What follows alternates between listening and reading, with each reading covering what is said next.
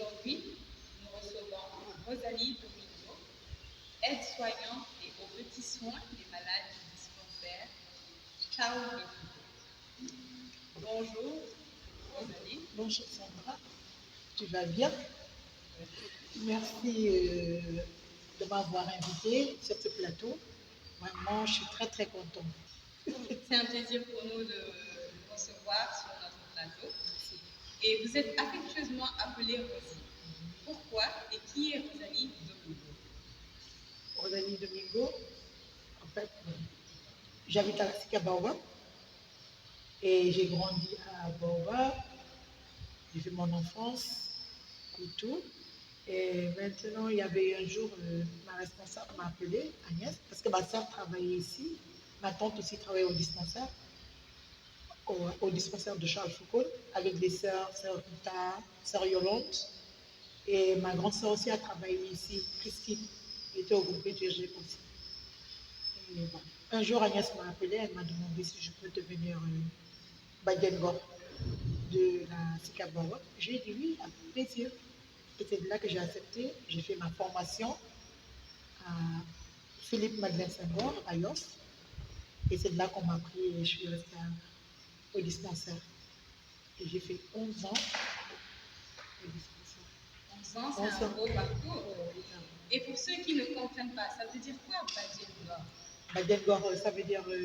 Badiengor, bon, on prend la Badiengor pour aider les enfants, pour que les mamans puissent venir faire la vaccination aux enfants, pour aider aussi les femmes enceintes, regarder leur carnet. Si elles ne vont pas à la visite, on leur dit de venir faire la visite. Et aussi de les amener aussi à l'hôpital quand elles veulent accoucher, et les amener pour qu'ils n'ont pas de problème, qu'ils accouchent normalement et tout. Voilà, c'est ça. Rosie, Oui. Tous ceux qui fréquentent le dispensaire Charles de Foucault sont tous unanimes que Rosie, elle a une joie de vivre débordante et contagieuse. Que dites-vous de cela? Et vraiment, je suis très contente, je suis toute fière de ça. Des fois, ils vont chez la responsable pour dire la même chose. Quand sœur Sophie était là aussi, chaque jour quand ils rentrent seulement, ils parlent du bien de moi. Vraiment, ils parlent vraiment du bien de moi. Vraiment. Qu'est-ce que vous leur faites exactement et quel est le rôle de Rosie au dispensaire Charles de Foucault? Bon, je suis aide-soignante, mais je suis devant la porte du dispensaire, je prends le poids. D'abord, quand je viens le matin, je salue tout le monde. Ils sont tous contents de me voir. Et je rentre, quand je rentre, je me déshabille, on prie. Quand on a fini de prier, seulement je fais sortir la table. Et après, je viens causer avec eux. Je viens leur donner la joie de vivre un peu pour qu'ils soient vraiment bien à l'aise, tout contents. Vraiment, et quand je termine seulement, ils sont tous contents, je te dis. Vraiment, vraiment. Des fois, j'ai des témoignages, ils se lèvent pour parler, pour dire vraiment, ils sont très fiers d'être ici. Parce qu'ici, on leur donne la joie de vivre. Quand je viens seulement, c'est le vrai bonheur pour eux. Je les ai dit vraiment merci beaucoup. C'est ça. Chers internautes, vous suivez votre émission La vie de la paroisse et notre invitée du jour est Rosalie Domingo, affectueusement appelée Rosie. Rosie, vous disiez tout à l'heure que ce témoignage que les autres font de vous, que cela vous touche beaucoup. Et nous nous rendons compte qu'aujourd'hui, beaucoup de personnes critiquent le corps médical parce qu'on leur reproche justement de manquer d'empathie et de compassion. Quels conseils donneriez-vous à vos actuels ou futurs collègues? Bon, les infirmiers et les médecins, je leur souhaite vraiment beaucoup de bonheur pour eux parce qu'il y a beaucoup de malades qui viennent à l'hôpital. Dans les hôpitaux, il y en a plein de malades. Ils n'ont qu'à accueillir les malades, même les infirmières, les sages-femmes aussi, parce qu'on critique, on parle beaucoup d'eux, parce qu'ils n'ont pas un accueil chaleureux pour les femmes quand elles viennent accoucher. On les critique, mais vraiment je leur donne vraiment le courage d'aimer le travail qu'ils font et de soulager tous les malades qui viennent vers eux. C'est ce que je leur demande. C'est ce que je leur demande. Ils n'ont qu'à faire comme moi, accueillir, ce n'est rien d'autre. Parce que quand il prête serment, il dit oui, je le jure, je vais accueillir tous les malades. Au contraire, mais c'est le contraire qu'ils font. Mais ce n'est pas bien. Mais je leur donne vraiment le courage qu'ils n'ont qu'à accueillir les malades. Les malades n'ont qu'à venir vers eux pour que les malades soient satisfaits. Eux aussi, ils seront contents. Pour qu'on les dise, ah vraiment, je suis partie aujourd'hui, j'ai eu un bon accueil, l'infirmière m'a bien accueilli, ou bien la sage-femme m'a bien accueilli, ou bien le médecin m'a bien accueilli. C'est ce que je demande vraiment, qu'ils n'ont qu'à avoir la joie de vivre, d'accueillir vraiment les malades, c'est ça. Vous mettez donc un point d'honneur sur l'accueil des malades. Oui, l'accueil des malades, vraiment. Et 5 amis de l'Église et le patron des malades, du personnel soignant et des hôpitaux. Vous, aujourd'hui, en tant que catholique, à son image, comment conciliez-vous votre travail, votre vie de foi et celle de votre famille? À l'hôpital, je donne la joie de vivre. À la maison aussi, je donne la joie de vivre. Tous les enfants viennent vers moi. Quand ils me voient seulement, ils commencent à danser. Ils me disent, tata, viens, on va danser sous. J'ai dit sous, on va danser. Je viens, je fais sous. Tout le monde se moque. C'est vrai, c'est vraiment la joie de vivre. Parce que, comment je peux dire? Je ne sais même plus quoi dire. Je sais pas. Sandra, voilà, Sandra, la vie elle est très courte. Sandra, la vie est très courte. La vie est très courte. Parce qu'on ne sait pas demain. C'est aujourd'hui qu'on le connaît, mais demain, on ne sait pas. On ne sait pas. Je peux parler tout de suite. Si je ne suis pas bien, je tombe. On va dire, regarde-moi la méchante là. Mais par contre, il y avait un jour, j'étais à Basdao. J'avais terminé le service parce qu'on m'avait orienté là-bas, je suis partie. Et je sortais. J'ai dit le car qui vient, parce que j'étais très fatiguée. J'ai dit le bus qui vient seulement, je le prends. Le 23 est venu, je l'ai pris. Sandra, il fallait voir. Il y a une dame, si tu vois comment elle a crié, je ne suis même pas rentrée dans le bus. Elle a dit oui, c'est mon docteur Boubarbi. Et le car était plein bourré. Docteur Boubarbi, bonne de mes hôpitaux, machallah, elle m'a tout dit. Je voulais faire sortir mon ticket pour payer mon argent pour payer le ticket. Elle m'a dit jamais docteur. Maman allait faire. Mais je te dis, au marché aussi, quand je vais, les malades me reconnaissent, mais moi, il y a beaucoup qui viennent à l'hôpital, moi je ne les reconnais pas. Ils me disent, mon docteur Boubarbi, j'ai un beau témoignage, même au dehors, partout, j'ai un beau témoignage. La vie, elle est très courte. Vraiment, c'est ça, Sandra.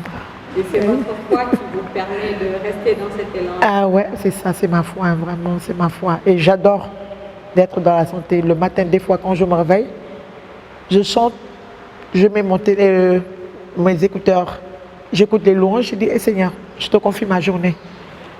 Les malades qui sont là-bas, que je leur donne la joie de vivre, qui n'ont qu'à guérir tous. Enfin, la vie en Sandra, c'est ça. Ouais.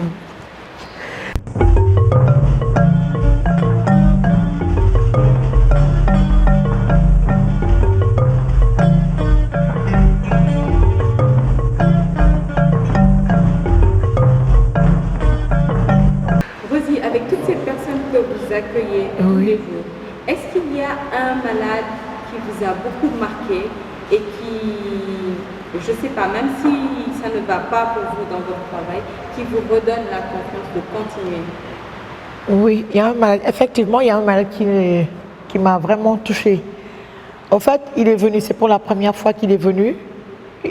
Il a vu l'accueil, il était sidéré. Il est venu avec sa mère parce qu'il a quitté les États-Unis. Il a quitté les États-Unis, il est venu en vacances, il a amené sa maman. Sa maman était vraiment malade. Je suis venue, je l'ai prise, je l'ai mis en charge, à l'aise et tout. Et j'ai dit, bon, avant de rentrer, tu dois danser. On m'a dit, je ne sais pas danser. J'ai dit, tu apprends à danser, oh. On va danser, on va commencer à danser. Et elle a commencé à danser, je suis en train de mettre la musique parce que j'ai mis le haut-feur. J'amène un haut-feur chaque jour au dispensaire pour donner la joie. Et la madame était en train de danser. Le fils, qu'est-ce qu'il a fait? Il est en train de filmer. Il a dit qu'il va arrêter ça aux États-Unis. J'ai dit, hey, pardon, faut pas. Il a dit, mais si. Il m'a demandé, est-ce que moi j'ai fait l'Europe? Je lui ai dit, non, je n'ai pas fait. Il m'a dit que vraiment, je t'encourage. Vraiment, je te donne une longue vue pour que tu puisses avancer, pour que tu puisses avoir vraiment, et tu quittes ici pour partir ailleurs. Je lui ai dit merci beaucoup. Et il est parti chez la responsable, chez la sœur et Agnès, et il a dit, la sœur a dit, Rosalie, c'est comme ça qu'elle est. Elle donne la joie de vivre aux malades, c'est ça. Voilà, c'est ça. Et il disait que à la sœur que on doit appeler les médecins pour qu'ils viennent voir comment on accueille les malades à l'hôpital. Et la sœur lui dit que ils ne vont jamais venir. Ils vont jamais. C'est vraiment un très beau témoignage. Oui, et pour les enfants, vous accueillez aussi des enfants tous les jours. Oui. Qu'est-ce qui vous a marqué, qui vous a le plus marqué avec ces enfants? Ces enfants, la maman est très contente. Quand je pèse les enfants, l'enfant est malade. Des fois, je dis, oh, aujourd'hui, oh, tu n'es pas malade, hein? Sinon on ne va pas faire le mariage, toi et moi. Carrément, je commence à danser avec l'enfant et l'enfant danse. Et la maman est très contente. La maman est très contente. Elle m'a dit qu'elle n'a jamais vu ça de sa vie. Parce que quand elle va dans les hôpitaux, là, qu'il n'y en a pas. Des fois, on te dit, Demelfi, on te fait des va-et-vient et tu ne comprends, tu ne sais même plus où partir. Carrément, elle m'a dit vraiment merci beaucoup. Tous les mamans qui viennent avec leur bébé, elles sont très contentes. Vraiment, c'est ça. Elles sont très, très contentes. Je t'ai dit, des fois, on m'appelle la nuit pour me dire, ah, Rosalie, mon enfant est malade. J'ai dit, ok, tu as du paracétamol, donne. Demain matin, Inch'Allah, tu viens. Je te dis, et demain, le lendemain, elle vient. Je fais ce que je peux faire. Je lui prends la température, le poids et tout. Après, elle va voir le pédiatre. C'est ça. Vraiment. Et vous avez aussi dit tout à l'heure que avant de commencer le service, vous priez ensemble. Est-ce que c'est un rituel du dispensaire ou bien vous l'avez déjà vécu auparavant dans un autre endroit où vous avez eu à travailler? Non. Au dispensaire. Au dispensaire. Chaque matin, quand on vient, on fait la prière, on prie, on demande dans notre cœur que les malades qui sont là, qu'on n'a qu'à les accueillir, qui n'ont qu'à guérir. Nous, on soigne, mais c'est le bon Dieu qui agit. C'est ce que je dis aux malades. C'est le bon Dieu qui agit. Vraiment, parce qu'on ne connaît pas. Nous, on donne seulement le traitement, mais c'est le bon Dieu qui agit. Si tu as un bon cœur, le Seigneur va faire, la personne va guérir. Mais si tu as des problèmes, tu cries sur le malade et tout, alors là, c'est un problème. Hein? C'est un problème. C'est ça. Que représente Saint-Charles de Foucault pour vous, qui travaille dans un dispensaire qui porte son nom? Charles de Foucault aussi, il a fait aussi du bien dans sa vie. Et jusque on l'a nommé Saint-Charles de Foucault, le dispensaire de Saint-Charles de Foucault. Voilà, et c'est pour cela, tous les bienfaits qu'il a fait dans sa vie, c'est ce qui est le fruit du dispensaire de Charles Foucault. Voilà, il a accueilli tout le monde, il a donné la joie de vivre à tout le monde. Il n'a pas dit non, je ne vais pas le faire, je vais crier sur les malades et tout. Non, vraiment, je serai comme lui, par la grâce de Dieu. Et quel est votre plus grand souhait pour la paroisse Saint-Pierre de Baobab? Je souhaite tout le bonheur du monde à Saint-Pierre, parce que c'est une paroisse que j'ai grandi. J'ai fait ma communion, ma confirmation, le baptême et tout. Je rends grâce.